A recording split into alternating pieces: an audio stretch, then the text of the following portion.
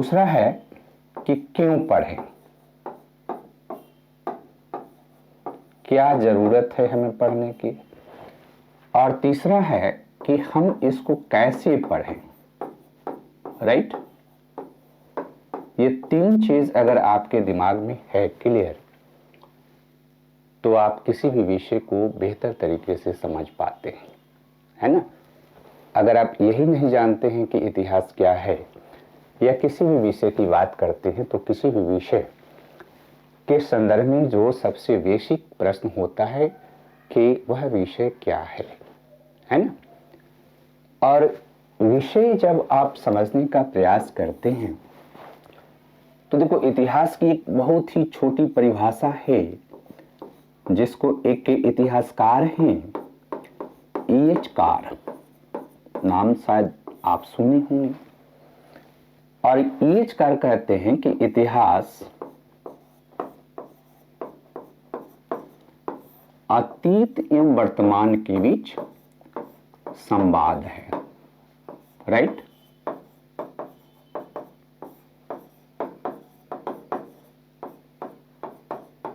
ध्यान रखना कि ये क्या कहते हैं।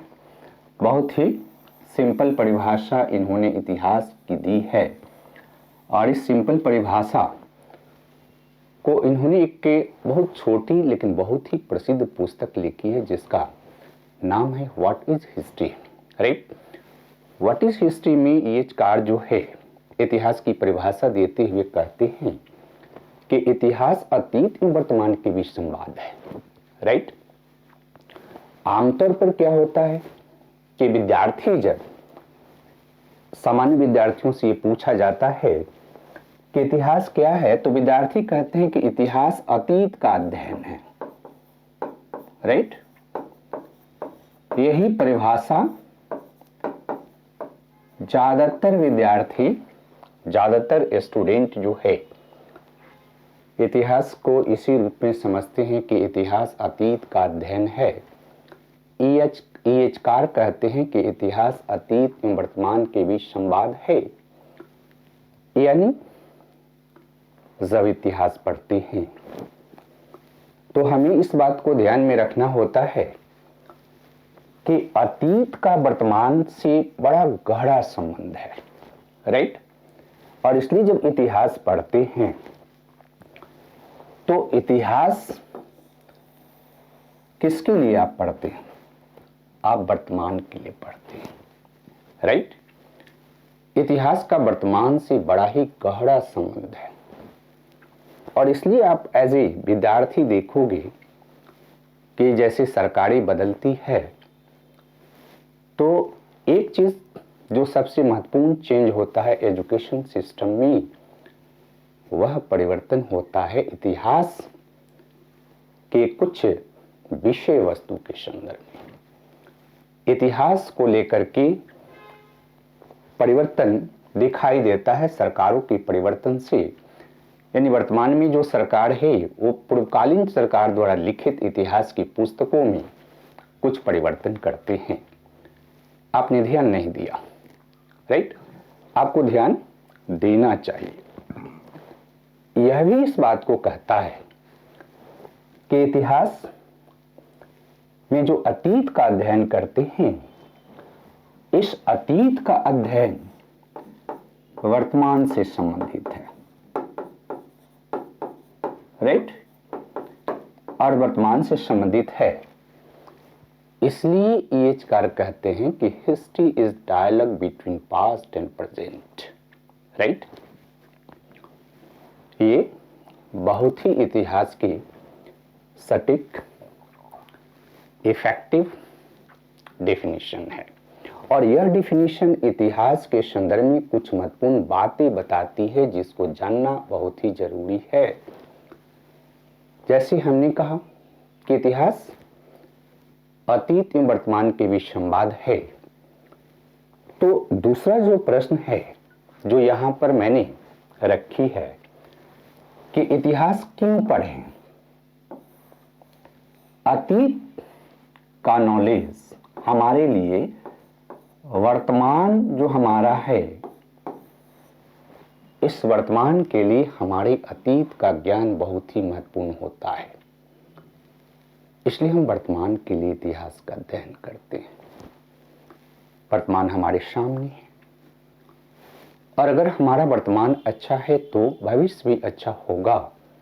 यानी इतिहास में अतीत का अध्ययन वर्तमान के लिए करते हैं और वर्तमान पर हमारा भविष्य का पुनर्निर्माण आधारित होता है। इसलिए इतिहास वर्तमान एवं भविष्य दोनों ही दृष्टिकोण से बहुत महत्वपूर्ण है। इतिहास का अध्ययन वर्तमान एवं अपने भविष्य को बेहतर बनाने के लिए हम करते हैं, राइट। इसलिए इतिहास पढ़ते हैं। अब यहां पर ध्यान ये रखना है कि जब वर्तमान की बात किया जाता है तो वर्तमान हमारे पूरे देश का भी है। एज ए व्यक्ति, इंडिविजुअल जो है, हमारा वर्तमान स्थिति क्या है, वर्तमान में हम क्या करना चाहते हैं, हम अपने लिए किस प्रकार के भविष्य का निर्माण करना चाहते हैं, वर्तमान में हमारा जो स्टेटस है उस स्टेटस में हम क्या परिवर्तन करना चाहते हैं। इसलिए यहाँ इतिहास का अध्ययन वर्तमान और भविष्य के लिए तो करते हैं, लेकिन अगर व्यक्ति के रूप में इसको समझने का प्रयास अगर आप करें कि एक व्यक्ति के रूप में आपका वर्तमान हो सकता है किसी दूसरे व्यक्ति के वर्तमान से डिफरेंट हो, राइट। हो सकता है कि आप का जो खुद का भविष्य का पुनर्निर्माण करने की योजना है वो किसी अन्य के भविष्य निर्माण की योजना से डिफरेंट हो। तो इतिहास जब आप पढ़ने जाते हैं तो कुछ विद्यार्थी जो है अपने एकेडमिक अध्ययन के अंतर्गत इतिहास का अध्ययन करते हैं और कुछ विद्यार्थी जो सिविल सर्विसेज की तैयारी करते हैं, राइट, वह भी इतिहास का अध्ययन करते हैं। तो अगर इतिहास एज ए विषय ग्रेजुएशन और पोस्ट ग्रेजुएशन में आप पढ़ते हैं और सिविल सर्विसेज के लिए इतिहास आप पढ़ते हैं, दोनों में डिफरेंसेस पाया जाता है, क्योंकि यहां दोनों का उद्देश्य अलग है, राइट। तो अगर आप इतिहास सिविल सर्विसेज के लिए पढ़ते हैं तो आपका दृष्टिकोण, एकेडमिक जो दृष्टिकोण होता है इतिहास के अध्ययन के संदर्भ में, उससे डिफरेंट होता है।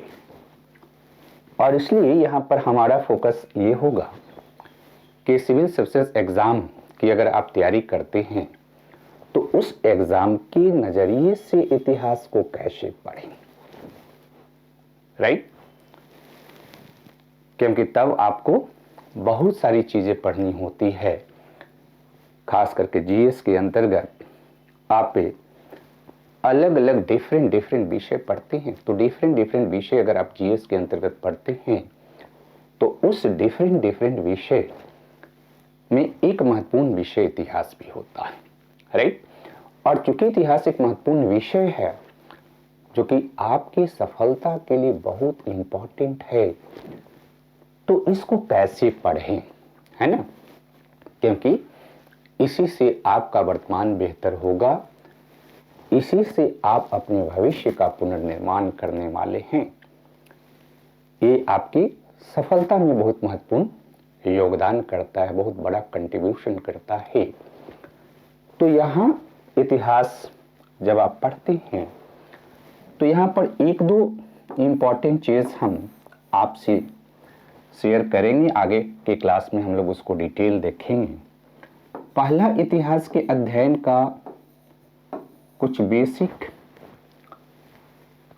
अप्रोच होता है, क्योंकि इतिहास हम किस लिए पढ़ रहे हैं, भारत के सांस्कृतिक विकास को समझने के लिए, इंडियन कल्चर एंड हेरिटेज का क्या इम्पोर्टेंट है हमारे जीवन में, इसको समझने के लिए इतिहास का अध्ययन करते हैं। हमारी सांस्कृतिक विकास की यात्रा हमें हमारी सामाजिक जो संरचना है, हमारी आर्थिक संरचना है, हमारी राजनीतिक संरचना है, इन सभी के बारे में बड़ा सटीक जानकारी प्रदान करती है। चूंकि यह प्रशासन के दृष्टिकोण से बहुत उपयोगी होता है, इसलिए आप देखोगे कि ज्यादातर एग्जाम में इतिहास से संबंधित प्रश्नों का जो संख्या होता है, जो वेटेज होता है, वो काफी ज्यादा होता है। लेकिन चूंकि हमें दूसरा विषय पढ़ना है, तो इसलिए इसके अंतर्गत जो आपको ध्यान में देना है कि किन चीजों पर बल देना है, तो एक अप्रोच है कंटिन्यूटी एंड चेंजिंग, है ना। यानी इतिहास हम कंटिन्यूटी एंड चेंजिंग के पर्सपेक्टिव में हम पढ़ेंगे, राइट। कंटिन्यूटी एंड चेंजिंग के पर्सपेक्टिव में पढ़ने का मतलब क्या है कि इतिहास के अध्ययन के अंतर्गत मनुष्य के सांस्कृतिक विकास की जो यात्रा है, वहां से हम आज तक के मनुष्य के सांस्कृतिक विकास की यात्रा को समझने का प्रयास करते हैं। तो वहां से जब सांस्कृतिक विकास की यात्रा को हम समझने का प्रयास करते हैं, तो हमें देखना है कि मानव के सांस्कृतिक विकास की जो यात्रा है, उस यात्रा में किन किन चरणों से मनुष्य गुजरा है, राइट। और दूसरा यहां पर ध्यान में रखना है कि कॉजेशन इन हिस्ट्री, यानी हिस्ट्री के अंतर्गत जो कारण है, ये बहुत महत्वपूर्ण भूमिका अदा करता है। कारण का हम अध्ययन इतिहास में करते हैं और कार्य कारण परिप्रेक्ष्य में इतिहास का अध्ययन करते हैं।